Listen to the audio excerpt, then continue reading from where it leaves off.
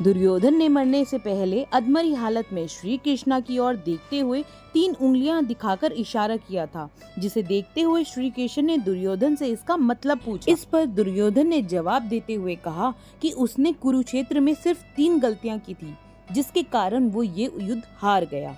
अगर ये 3 गलतियां ना करता तो वो जरूर जीत जाता। दुर्योधन ने अपनी पहली गलती बताते हुए कहा कि उसने स्वयं नारायण को ना चुनकर उसकी नारायणी सेना को चुना, जबकि खुद श्री कृष्णा ने दुर्योधन को ये विकल्प दिया था। अगर दुर्योधन श्री कृष्ण को चुना होता तो उसकी जीत सुनिश्चित हो जाती, मगर उसने नारायण को ना चुनते हुए उसकी नारायणी सेना को चुना। दुर्योधन की दूसरी गलती ये थी कि वो अपनी माता गांधारी के बार बार कहने के बावजूद बिना कपड़ों के उनके सामने नहीं जा पाए। माता गांधारी को महादेव की तपस्या के बाद ये वरदान मिला था कि वो जिस किसी को अपनी नेत्रों की पट्टी हटाकर नग्न अवस्था में देखेगी, उसका शरीर वज्र के समान हो जाएगा।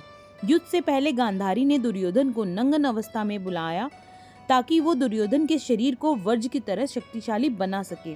मगर जब भगवान श्री कृष्णा को इस बारे में पता चला तो उन्होंने दुर्योधन से कहा कि ऐसे कैसे तुम अपनी माता के सामने नग्न अवस्था में जा सकते हो।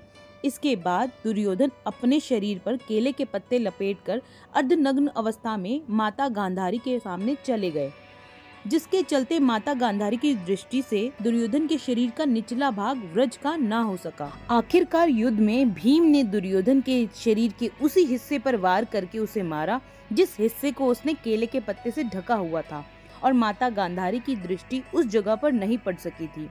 दुर्योधन अपनी तीसरी गलती बताते हुए कहता है कि वो युद्ध में सबसे आखिर में लड़ने गया।